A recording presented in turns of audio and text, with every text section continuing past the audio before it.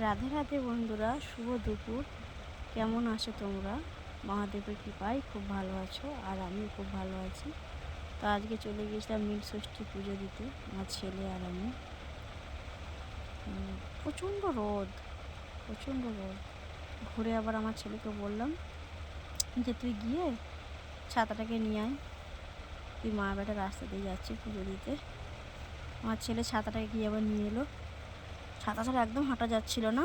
আমি ছাতা নিয়ে নিয়েছি, আমার ছেলেও একটা ছাতা নিয়েছে, আমি ছাতা নিয়ে নিয়েছি, হাঁটছি। যাচ্ছে আমাদের আমাদের বাড়ি থেকে 10 থেকে 15 মিনিট দূরে মন্দিরটা। এই যে চলে এসেছি মন্দিরে পুজো দিতে। তো তোমরা কি নীল ষষ্ঠী পুজো আজকে দিয়েছো? কমেন্ট করে বলবে, ঠিক আছে? এই যে মন্দিরে ওঠার আগে প্রণাম করে নিলাম। খুব একটা ভিড় ছিল না মন্দিরে, ফাঁকাই ছিল। চলো।